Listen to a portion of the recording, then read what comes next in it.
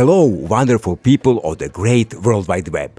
Welcome to the final episode of my Moroccan motorcycle adventure, the finish line of my first real long-distance ride. And yes, my friends, hard to believe, but we made it. So, let's wrap things up and see what's next. In the last episode, I made it to the official Royal Enfield Service Center in Casablanca. If you missed it and want to check it out, there's a link in the upper right corner. The service center was a great experience. Super kind people, really willing to help. They checked the bike, inspected the clutch, and changed the oil and the filter. Since the bike was still under warranty, I figured it was the best to let the official Royal Enfield shop handle it. And to my surprise, they finished everything in just one afternoon. I wasn't expecting it to be that fast, so I had already booked a hotel in Casablanca, pretty much in the middle of the city, a place I'd normally avoid. After they finished with the bike, I headed to the hotel and later went out for a short walk around the city to find something to eat. The next morning, I started riding north. I felt more confident now that the bike had been checked. Still not 100%, but that's just how my brain works. I decided to get close to the ferry port a few days earlier, just to be safe. If anything happened, at least I'll still make it to the ferry on time.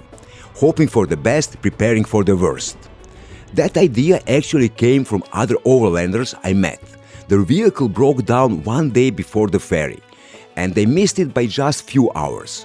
Since then, they always arrive at least 2 days early. No better lesson than learning from travelers with more miles under their wheels than me.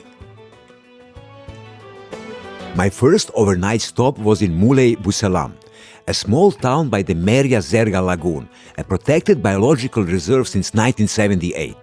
After settling in, I headed down to the lagoon and spent some time watching the Moroccan fiddler crabs. The closer you get, the faster they vanish into their holes.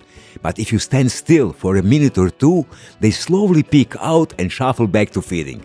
And honestly, they do it way cuter than I ever could. Fun fact. The crabs with one huge claw are the males. They use it to impress females and warn other males. And the little one you see adorably munching away is a female.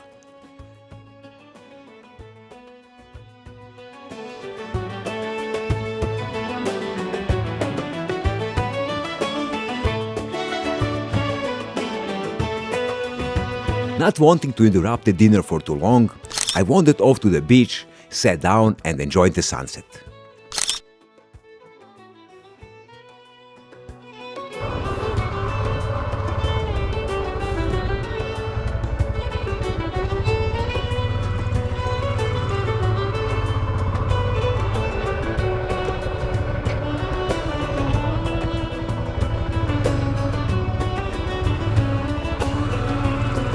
The next day, I rode further north to Asila, a charming tourist town with a beautiful sandy beach on the Atlantic, about 80 kilometers from the ferry port.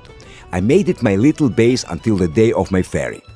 I fully embraced the tourist life, swimming in the Atlantic, almost losing all my stuff to the tide, long barefoot sunset walks on the sand, enjoying local food and hanging out with the local wildlife. A playful pair of kittens that kept me entertained by my tent. I blended in so well I could have it printed on a postcard.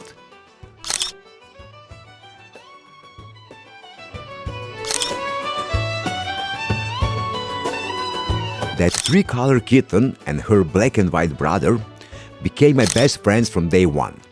Anyone watching my videos probably knows I love animals. But those two were something truly special. They stuck by me the whole time, sleeping in the tent, playing around while their mom checked in occasionally like a parent peeking at the daycare. I'll admit, when the day came to leave, my eyes were red. Saying goodbye was tougher than I expected. Luckily, the owner let me leave a few bags and cans of cat food and promised to take good care of them. Judging by how he treated them and their mom, I had no doubt he kept his word.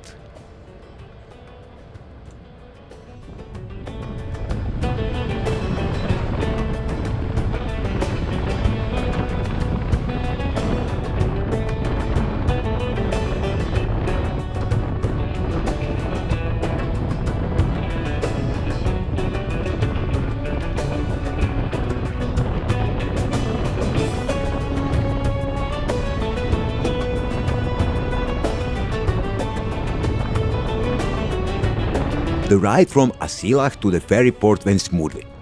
And just before arriving, I met up with Henrik. We had agreed to meet near the port. We still had some time before the ferry, so we went for a little ride and enjoyed one last tagine in Morocco. And honestly, this guy is a legend.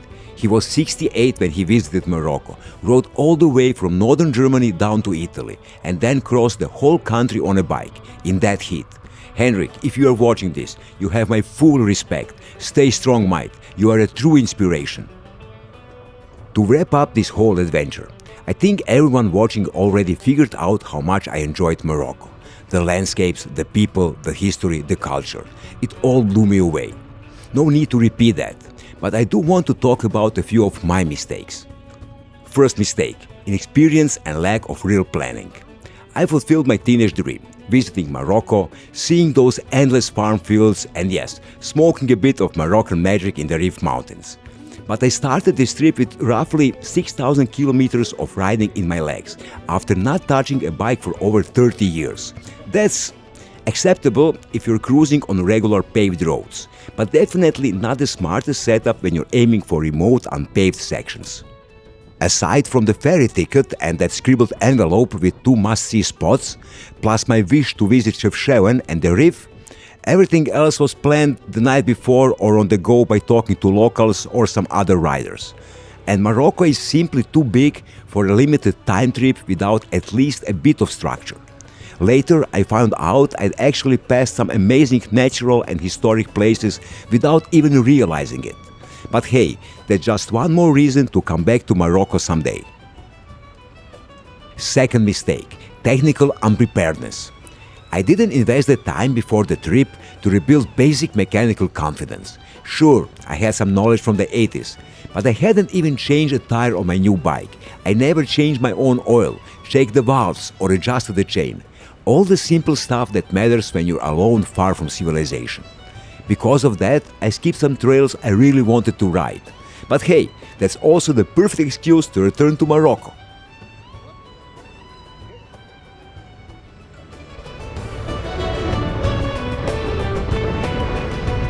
But on the other hand, I surprised myself how easily I connected with other riders and locals. Back home, I barely go out. I don't grab coffees, I avoid most social activities, and I keep to myself. But on the road, suddenly I'm chatting, laughing, hanging out with complete strangers like it's nothing. And that made me realize one thing: I need to ride and travel more.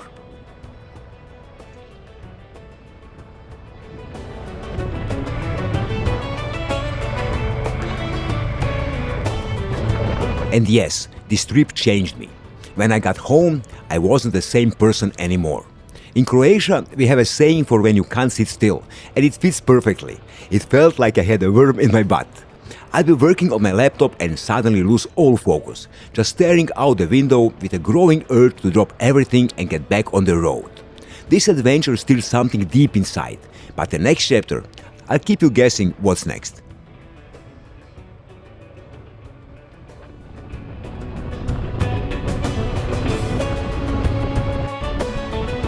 And with that, we reached the end of this series. If you enjoy the videos, hit the like button. And if you want more adventures and questionable decisions, consider subscribing. Stay safe and keep exploring.